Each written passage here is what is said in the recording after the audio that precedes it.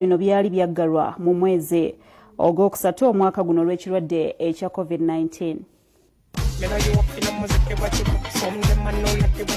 Ng'ebula sabbiiti emu yokka okutuuka ku Ssewukulu ku lw'okutanula sabbiiti ejja gavumenti ejja omuggalo ku bifo ebisanyukirwamu tebateekera ebivulu wabula nga gamabaala gasigadde ku muggalo. Oluvannyuma olw'okwekenneenya nga Bannayuganda National Culture Center okwekenneenya embeera gye tulimu era ne tuwandiikira akakiiko akabadde kavunaanyizibwa ku COVID wamu ne Ministry of Health nga tubasaba nti naffe batuggulewo era ennaku z'omwezi nga 9 batuddamu ne batuggulawo. Bikakasiddwa ssentebe w'olukiiko lwa Uganda National Culture Center nga luwamu n'abakungu ba gavumenti abalala wali ku ssengejjero lya gavumenti ery'ebyamawulire lya Media Center mu Kampala.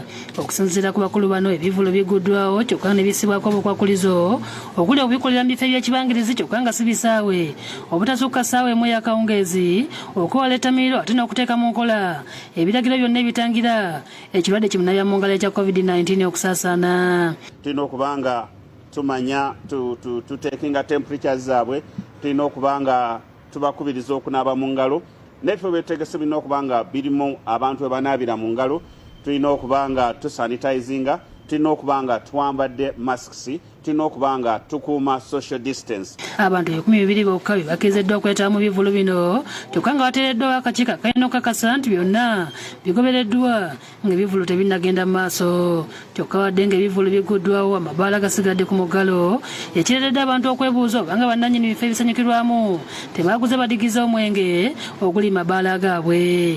Abakungu bano era bakasizza gavumenti bwe yabawadde ensimbi akawumbi kamu obukadde 200 okwekubako enfuufu olw'ebbanga lye bamaze nga tebakola. Bisobole okubanga basobola okwekulaakulanya okwesitula okwejja mu nvuba gye babadde. Okutugamba nti abantu 200 people mu kivulu n'expenses nga bwe zibeera kujja kukungamba nti buli muntu anayingira emitwalo 10 oba mitwalo 7 kubanga weta okusasula ekifo weta okusasula ebyuma b'ogenda okukozesa transport okulanga kiba kisusse. N'ekirala essaawa ze mutuguddewo bannange mukendeeze ku kibonerezo. Essaawa zongere kati tukome essaawa 4. Teri muntu agenda kulaba kivulu misana bantu bajja kiro.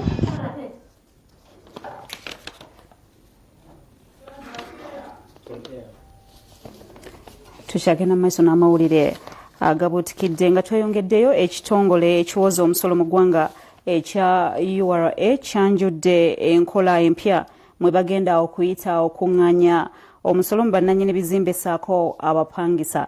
Tekinologiya yonna bamukwasizza kampuni eya Riponam okuŋŋaanya ebikwata ku bannannyini bizimbe n'abapangisa. Tekinologiya ono agenda kukuŋŋaanya ebikwata ku bantu bano okuva mu bitongole bya gavumenti ebyenjawulo nga Ministry y'ebyettaka, ekitongole ky'amazzi NERA, KCCA nga bino bagenda kubikola okukakasa nti nannyini kizimbe byawandiisa ku kyapa bifaanagana n'ebiri mu kitongole ky'amazzi. Kino bwe kijjidde nga URA egamba nti bangi babadde beepe n'omusolo nga buli kitongole osangayo ebikwata ku muntu oyo nga byawukana ne kibabuzaabuza ne balemu okukuŋŋaanya omusolo gwe bateekeddwa okukuŋŋaanya. Akulira URA John Rujoki Musinguzi ategeezezza nti tekinologiya ono agenda kuyambako okumalawo obumulumulu obubaddewo mu kukuŋŋaanya omusolo. The rental tax compliance improvement system is part of a range of technologies that we are implementing at URA to improve our tax collection. Asabye abantu ababadde batambulira mu mbeera ey'okwebuzaabuza baveeyo mu kiseera kino boogere ebituufu ebibakwatako. We want to take this opportunity to encourage our taxpayers to take advantage of voluntary compliance and come out and declare, because now the project has started. Jai Conley Labella akulira kampuni ya Riponam Inc. Ekola ne Riponam Uganda okutuukiriza enteekateeka ya tekinologiya ono agambye nti nga bayita mu Ministry y'ebyensimbi basizaawo enkolagana ne gavumenti ya Uganda okutuukiriza tekinologiya ono ow'omulembe okutereeza enteekateeka y'okukuŋŋaanya emisolo. Musinguzi agambye nti enkola eno bw'enaatuukirizibwa kijja okuyambako gavumenti ya Uganda okukuŋŋaanya omusolo ogumala okuva mu ssente ezisobola okutambuza emirimu. Benjamin Sebagala yakusakidde eggulire lino ku Lwabukedde TV. Ate misinde akawuka ka Mukenenya kwe kakwatira Bannayuganda naddala mu kiseera kino eky'omuggalo gye laliikiriza ab'ekitongole eky'obwannakyewa leero basenkanye okusala amagezi okulaba butya bwe bayinza okulwanyisaamu obulwadde buno.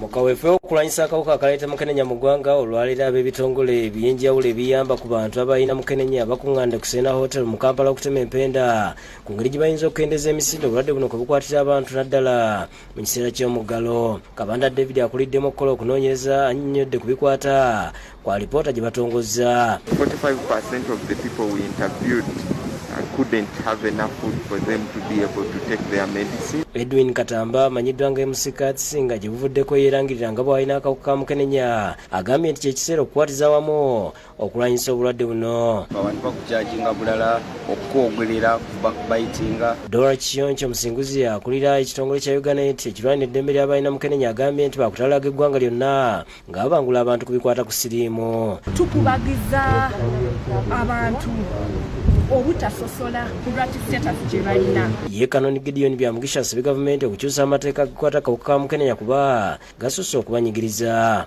Kawayiro ba akagamba bw'ogezaako okufuna siriimu ku Byamugisha lwaki nze ndina baden yinzeka. UDC y'Emukono ng'eri wamu n'eddwaliro lya Nama Wellness Community Center NAWEC babangudde abasawo b'okubyala 50 mu bukugu bw'okukebera n'okujjanjaba endwadde okuli omusujja gw'ensiri, ekiddukano ne pneumonia. Akuli ebyobulamu mu DC y'Emukono Dr. Stephen Mulindwa ategeeza nti bano bafunye obukugu okukebera endwadde nga malaria, ekiddukano ne pneumonia ate nga bagenda kuba bajjanjaba abantu mu byalo gye babeera olwo abazadde bawona okutindiganga engendo empanvu. Kati waliwo obulwadde obuttira abantu nga neno ku malwaliro tebakola ki tebamanyi naye twaleeta eno enkola y'abaviregereza ttiimu batuyambye nnyo. Pauline Picho akulira eddwaliro lya NAWEC Rukojjo mu ggombolola y'Enama Emukono agambye nti bagenda kujjanjaba abaana bali wakati w'emyezi 2 okutuuka ku myaka 5. Ate n'abakyala ab'embuto nga babawa ebifaro okuva mu kyalo paka mu ddwaliro. Enteekateeka eno evujjirirwa aba Child Relief International okuva mu America nga bayita mu kitongole kya Como Learning Center nga minisita omubeezi ow'amazzi Ronald Kibuule yakoze omukolo gw'okukwasa abasawo bano ababanguddwa eddagala n'ebikozesebwa ebirala n'abasaba okuteeka amaanyi mu kusomesa abazadde okweyuna amalwaliro okwebaka mu butimba bw'ensiri ate n'okukuuma obuyonjo. Gavumenti ezaaliwo tezaalaba mulimu gw'abasawo bano baalinga abasawo abaasoma kati ffe twagala abasawo abasookerwako nga wakiri bataasa embeera gye bandiise first aid. Kibuule abasabye n'okuwagira President Museveni, Damba Tadeo ne Henry Nsubuga be bakusakidde eggulu lino Lwabukedde TV.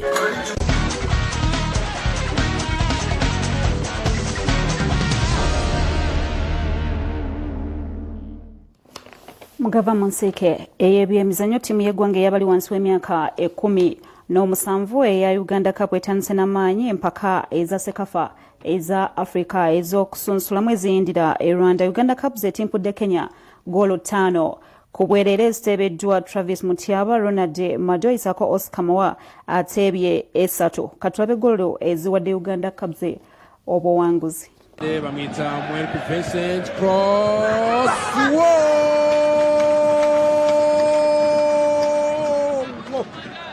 umusore witwa Mawa Oscar yaba Charles ndetse na Ochenge Oscar ya the first goal Mawa Oscar n'ubundi Travis Oscar injira neza ariya shot goal kontra atakaria ya Travis injira muri box ariya goal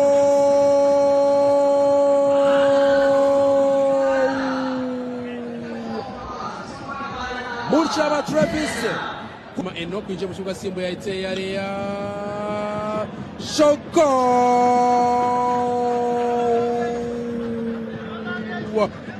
Matoi Lonat igitego cya 5 cy'ikipe ya Uganda.